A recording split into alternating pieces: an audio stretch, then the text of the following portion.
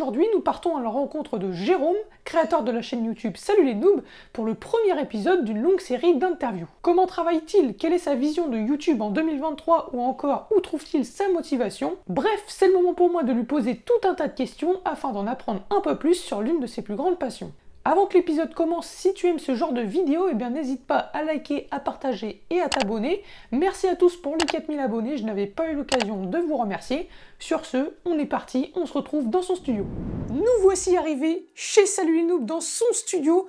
Tout d'abord, comment vas-tu? Ça va extrêmement bien. Tu es le bienvenu ici, hein. C'est la fête. Hein. Ça fait super plaisir, franchement, je suis ravi d'être ici pour une interview qui va, je pense, vous plaire. On va en apprendre un peu plus sur toi. C'est un grand plaisir. Je crois que je suis le premier de ton émission. Oui, exactement. Et la semaine prochaine, c'est Squeezie. Voilà, c'est... Non. On verra. Le but de cette série est d'en découvrir un petit peu plus sur les passions de mes invités. Et donc aujourd'hui, on va en découvrir un peu plus sur Salut les Noobs. Et ce que je vous propose, c'est de lancer maintenant le jingle.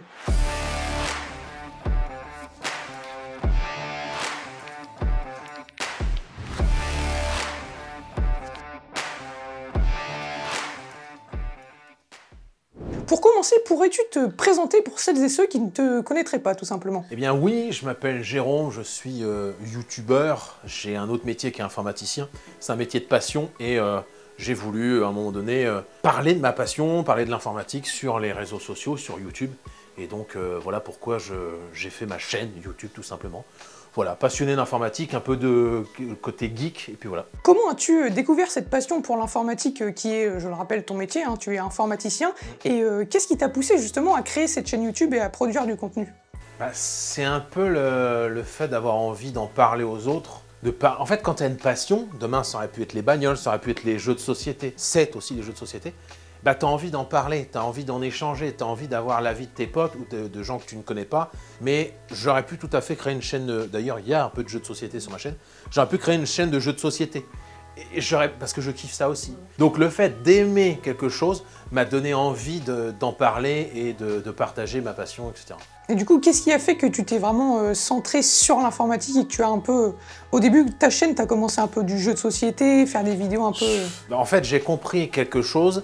Ce qui m'intéresse moi et ce qui me passionne, la plupart des gens, ils s'en fichent. Si tu vas regarder la téloche, tu vas regarder la chaîne Equidia, c'est parce que tu aimes les chevaux ou les courses hippiques. Okay, si demain tu aimes les courses hippiques et Equidia fait un reportage sur le foot, tu vas zapper parce que toi tu es venu pour regarder des trucs de chevaux. Et bien c'est pareil sur YouTube.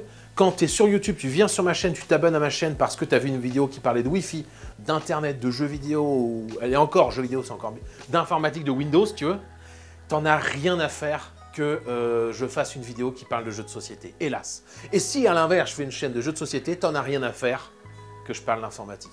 Donc c'est pas moi qui ai voulu, moi je voulais pas. Moi je veux parler par exemple d'une association où pour le cancer du sein, tu sais qu'il y a à Fécamp notamment, pas très loin d'ici, une marche pour le cancer du sein. Une fois je suis allé à Fécamp, j'ai fait une vidéo avec ma caméra. Ça c'est ce que je voulais faire, je ne peux plus le faire parce qu'aujourd'hui, les gens ils s'attendent à un certain contenu qui parle d'informatique.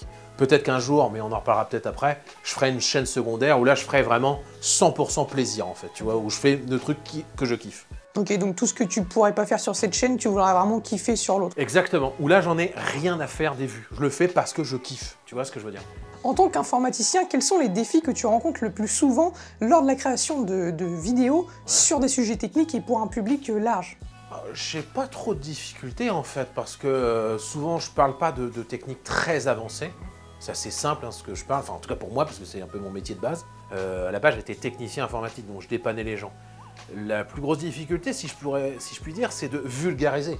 C'est-à-dire de parler d'un concept assez avancé, mais du coup le rendre extrêmement simple. Tu parles de cybersécurité, les gens ils vont dire « Ah ouais, mais c'est bon, j'ai changé mon mot de passe. » Mais non Denise, ça ne suffit pas de changer ton mot de passe. Il faut éviter, enfin il faut être un peu renseigné, etc. Et donc la vulgariser, c'est rendre accessible quelque chose qui, au départ, peut être réservé à une certaine catégorie de personnes qui sont initiées, qui sont un peu expertes, si je puis dire, ou au moins qu'un petit niveau intermédiaire. Ok, donc c'est vraiment pour ça que la chaîne YouTube s'appelle Salut les Noobs au final.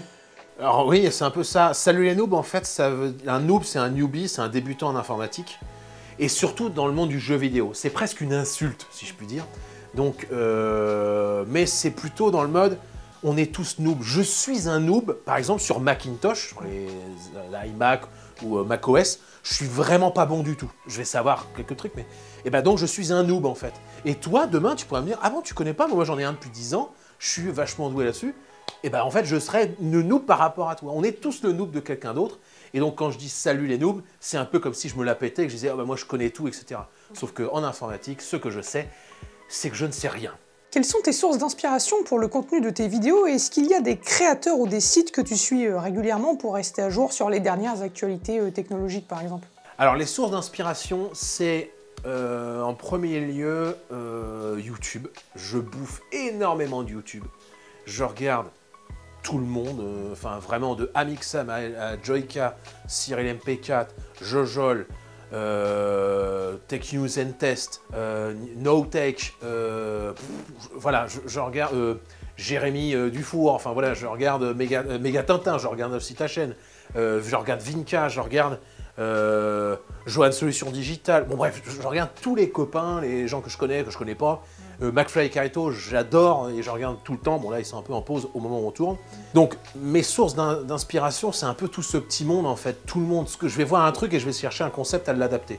Et après, on va pas se le cacher. Il faut arrêter de mentir. Parfois, mes concepts viennent de youtubeurs, notamment américains, où j'ai vu qu'une vidéo avait bien marché, par exemple, et on me l'a déjà dit et je ne nie pas, sur, je sais plus qui avait ça, Marc Roby, je sais plus comment il s'appelle, qui avait fait les 40 commandes Windows, machin. Bon bah, à un moment donné, je suis un peu en panne d'idées, je veux là-dessus. Je ne regarde pas la vidéo. Par contre, je ne regarde pas la vidéo. Juste avec le titre et le fait qu'elle ait bien marché, je dis, bah je vais faire une vidéo là-dessus. Mais je me refuse de regarder la vidéo. Parce que je ne veux pas le plagier. Je plagie son idée, si je puis dire. Mais bon, on n'a pas vraiment de copyright sur une idée de faire une vidéo qui parle de tel thème ou pas. Donc les créateurs qui m'inspirent, c'est, je vais taper là-dessus. Donc c'est pour ça que je dis, il ne fallait pas mentir.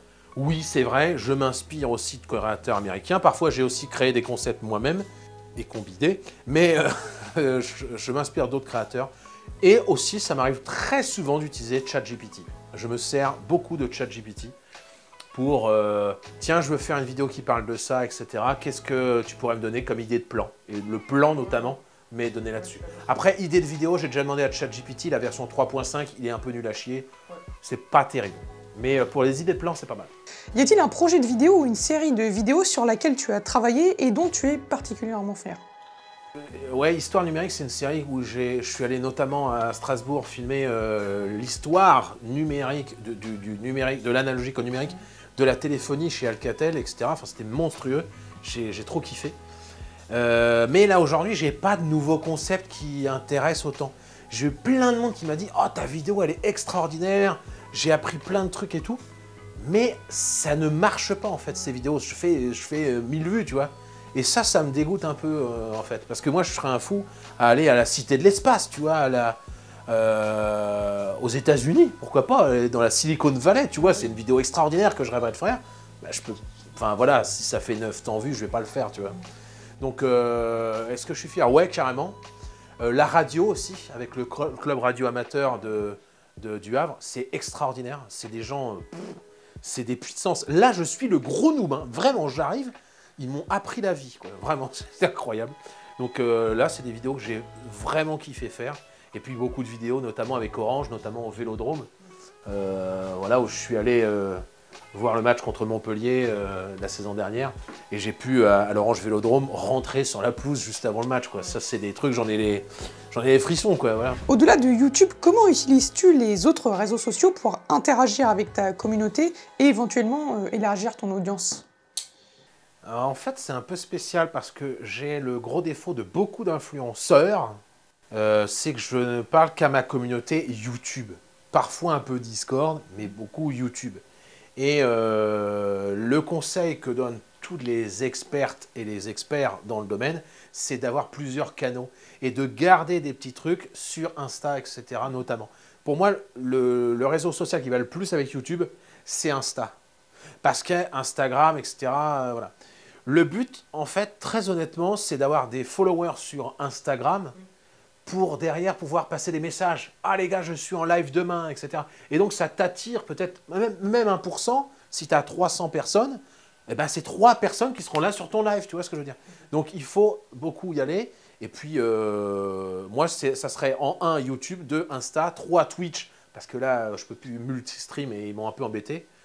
4 Twitter, j'aime beaucoup Twitter en fait. Ouais, donc tu es vraiment, en fait, c'est complément. Il faut se forcer parfois à faire du contenu, ou faut, mais il faut toujours avoir envie. C'est-à-dire que je me force pas, enfin, il faut se forcer. Non, il faut se dire, tiens, ça fait longtemps, je vais faire quelque chose, qu'est-ce que je pourrais faire? Faut réfléchir, voilà. Parce que se forcer, ça fait donner une image, genre j'ai pas envie, je le fais. Si, la plupart du temps, j'ai envie. Mais si tu le fais que quand tu y penses, je vais aussi bien jamais faire des Instagram en fait. Voilà. Les commentaires et les réactions des spectateurs peuvent varier sur YouTube et comment gères-tu justement les critiques constructives et les commentaires négatifs?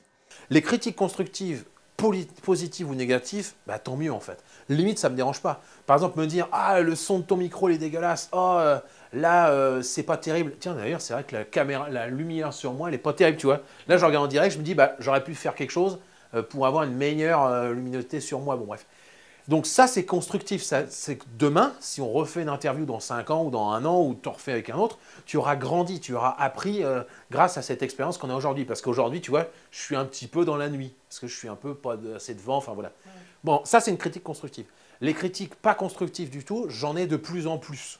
Mais je ne suis pas, par exemple, une femme. Les femmes, ils vont sur Twitch, mais c'est au bout de 10 secondes, ils reçoivent des photos un peu... Enfin, c'est du cyberharcèlement. Et là, ça m'aurait vraiment saoulé. Moi, je suis un mec, à la rigueur, tu vas peut-être avoir un mec qui va faire de la grossophobie de temps en temps, des mecs qui vont dire t'as raconté n'importe quoi, parce que oui, aussi, ça peut arriver de dire une bêtise, mais ça va jamais très loin, en fait. Ça ne me dérange pas outre mesure. Et j'ai 40 balais, si tu veux, j'ai pas ton âge. Ouais. Moi, tu me dis, ah, t'es rien moche. Ouais, super, frère, mais j'en ai rien à foutre. Ouais, passe au-dessus. Bon, après, oui, voilà, j'ai pas 15 ans et demi ou machin. C'est à peu près pareil, de toute façon, sinon on n'aurait jamais terminé. Hein. Après, je sais pas toi, mais je reçois pas non plus énormément de critiques ça commence à être une fois par semaine au moins un commentaire un peu où je masque la personne. Ouais, vraiment. Comment gères-tu ton emploi du temps entre ton travail d'informaticien et la création de contenu pour ta chaîne YouTube? Et si possible, as-tu des astuces pour mieux s'organiser? Alors, comment gères-tu? Je gérais, et je gère encore un petit peu mal, vraiment, c'est très chaud. C'est-à-dire que quand tu reviens du boulot, là, on peut le dire, je suis sorti du boulot, je suis venu te chercher, on revient ici, on s'en va faire un live après, voilà.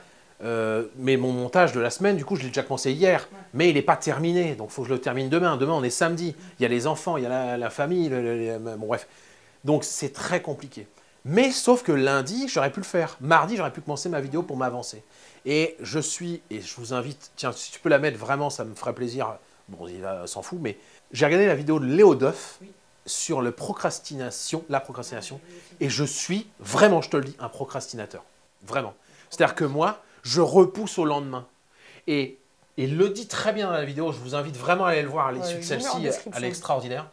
En fait, YouTube, il y a une sorte d'obligation. Si tu sors pas ta vidéo à dimanche à midi, les gens enfin, je vais perdre mon audience, ce qui est faux, hein, voilà. Mais j'ai jamais loupé parce que dimanche midi. Donc même si on est samedi soir, qu'il est, ou dimanche matin, qu'il est 7 h du matin, que j'ai trop envie de me coucher, je vais sortir ma vidéo. Alors que j'aurais pu la faire dès le lundi. Bon bref, je suis un procrastinateur, donc comment je gère aujourd'hui mal, mais j'en ai pris conscience grâce notamment à Léo Duff, en fait, tu vois.